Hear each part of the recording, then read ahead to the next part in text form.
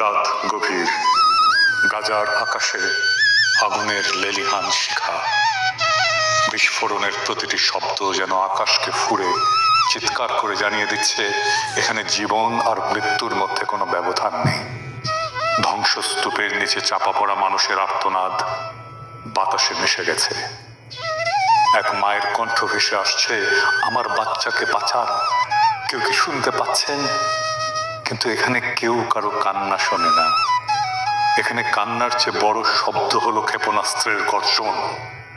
ইফতারের পর ক্লান্ত শরীরে একটু বিশ্রামের আশায় যে পরিবার শুয়ে পড়েছিল, কয়েক সেকেন্ডের ব্যবধানে তারা ধূলিসাৎ হয়ে গেল। একটি শিশুর ছোট্ট হাত ধ্বংসস্তূপের নিচ থেকে বেরিয়ে আছে, কিন্তু তার শরীরের আর কোনো অংশ নেই। এটা যুদ্ধ না, এটা নিছক প্রতিরোধের বিরুদ্ধে লড়াই না, এটা একপাক্ষিক গণহত্যা। ইসরায়েল এবং হামাসের মধ্যে যুদ্ধবিরতি বলবৎ ছিল। বিশ্ব আশায় ছিল হয়তো কিছুটা শান্তি আসবে, কিন্তু শান্তি আসেনি, বরং নতুন রক্তপাত শুরু হলো। 18 মার্চ রাতে কসাই নেতানিয়াহুর বাহিনী যুদ্ধবিরতি ভেঙে বেসামরিক মানুষের উপরে ভয়াবহ হামলা চালালো। এক রাতে 400 জনের বেশি মানুষ শহীদ হলো, যাদের মধ্যে অধিকাংশই নারী, শিশু, বৃদ্ধ। যুদ্ধবিরতি নয়, বরং সেখানে আবারও নির্বিচারে বিমান হামলা চালানো হলো। এক ফিলিস্তিনি সাংবাদিক বললেন, আমি ধ্বংসস্তূপের নিচে লাশের সারি দেখেছি। কিছু লাশ এতটাই ছিন্ন ভিন্ন যে চেনার উপায় নেই। একটা শিশুর কেবল মাথাটুকু খুঁজে পাওয়া গেছে। এটি কি কোনো সভ্যতার পরিচয় বহন করে? গাজার শিশুরা কোথায় যাবে? সমস্ত শিশুর স্বপ্ন এখানে এক ধ্বংসস্তূপ। একটা শিশু নাম আমাল, তার পুরো পরিবার গত রাতে একসাথে ইফতার করেছিল। সে খুব খুশি ছিল, কারণ তার বাবা বলেছিল, যুদ্ধ শেষ হলে তোমার পছন্দের খেলনাটা এনে দেব। সেই রাতেই এক বোমা এসে তাদের ঘরটাকে মাটির সাথে মিশিয়ে দিল। আমাল বেঁচে আছে, কিন্তু তার বাবা মা নেই। তার ছোট ভাইটি তার হাত ধরে শুয়েছিল, কিন্তু এখন সে নিথর। গাজার প্রতিটি শিশুই এখন এতিম। তারা আর বাবা মায়ের গল্প শুনবে না, তারা আর স্কুলে যাবে না, তারা আর খেলতে পারবে না। তাদের জীবন এখন একটাই, জীবন থেকে পালাও। এই বর্বরতা কি প্যারিসে ঘটলে বিশ্ব চুপ থাকতো? আর যদি লন্ডন, নিউ ইয়র্ক বা প্যারিস, বার্লিনে এমন একটা হামলা হতো, তাহলে কি বিশ্ব এতটাই নিশ্চুপ থাকতো? যদি প্যারিসের শিশুদের উপরে বোমা ফেলা হতো, তাহলে কি জাতিসংঘ শুধু নিন্দা প্রকাশ করত? যদি ওয়াশিংটনের হাসপাতাল ধ্বংস হয়ে যেত, তাহলে কি বিশ্ব চুপ থাকতো? যদি লন্ডন শহরে একটা স্কুলে 300 শিশু নিহত হতো, তাহলে কি বিশ্ব উদ্বেগ প্রকাশ করেই থেমে যেত? না, তখনই বিশ্ব মানবতা জেগে উঠত, তখনই জাতিসংঘ চিৎকার শুরু করত। কিন্তু যেহেতু এই হত্যাযজ্ঞ গাজায় হচ্ছে, তাই বিশ্বের বিবেক ঘুমিয়ে আছে। কিন্তু এই নীরবতা কি চিরকাল থাকবে? একজন বাবা তার মৃত সন্তানের নিথর দেহের পাশে বসে আছে। শিশুটির হাতে আঁকা ছিল একটা ছবি, একটা সূর্য, একটা ঘর আর একটা ছোট্ট পরিবার। কিন্তু সেই ঘর এখন ধ্বংস হয়ে গেছে। সেই বাবা এখন নিঃস্ব। তার চোখ দিয়ে অশ্রু ঝরছে না, কারণ গাজার মানুষ এত কেঁদেছে যে তাদের চোখের পানিও শুকিয়ে গেছে। তিনি শুধু একটাই প্রশ্ন করেছেন, কবে থামবে এই গণহত্যা? ইসরায়েল কি চায়?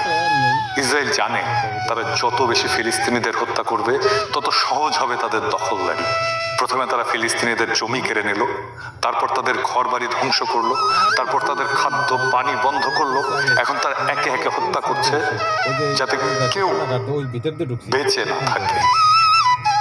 এটা ধ্বংসের একটা পরিকল্পিত নীতি। এটাকেই বলে এথনিক ক্লিনজিং। ফিলিস্তিন মুক্ত না হলে মানবতা মুক্ত নয়।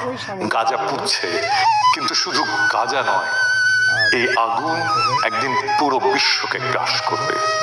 আজ যদি ফিলিস্তিন মুক্ত না হয়, তাহলে মানবতা কোনোদিন মুক্ত হবে না।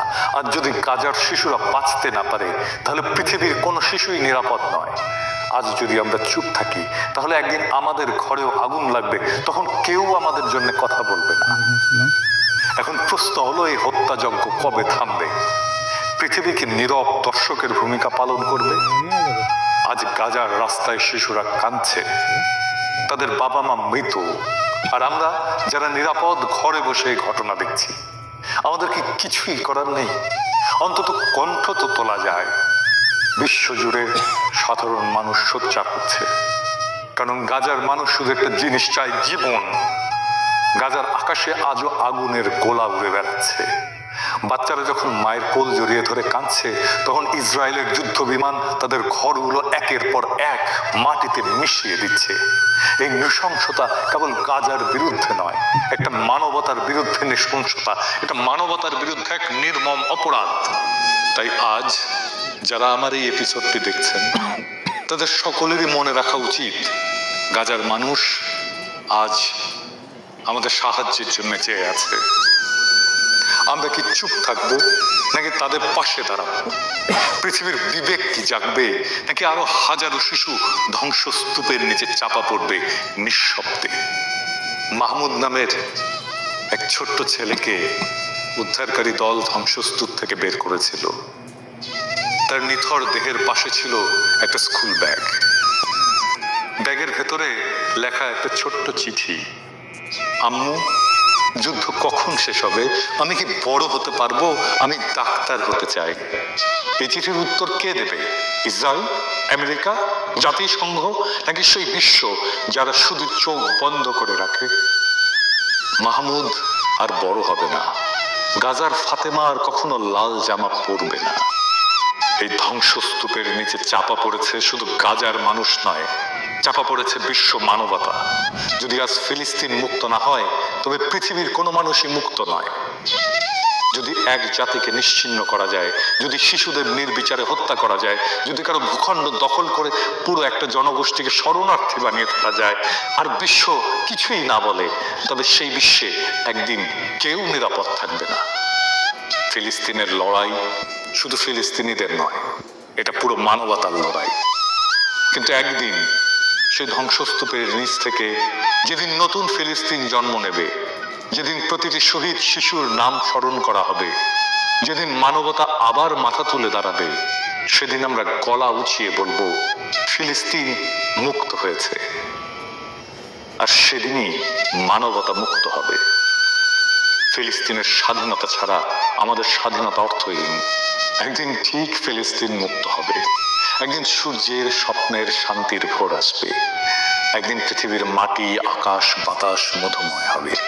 সেই দিনের অনাগত প্রজন্ম আমাদের অক্ষমতাকে, আমাদের কাপুরুষতাকে, আমাদের স্বার্থপরতাকে ক্ষমা করো। হে মহান সৃষ্টিকর্তা, তুমি আমাদের ক্ষমা করো। তুমি বৃথাই আমাদের শক্তি দিয়েছিলে। এই দীনতা, এই কাপুরুষতা, এই অক্ষমতার দায় আমরা নিলাম। Free free free Palestine. No more murder, no more lies. ইনকিলাব জিন্দাবাদ।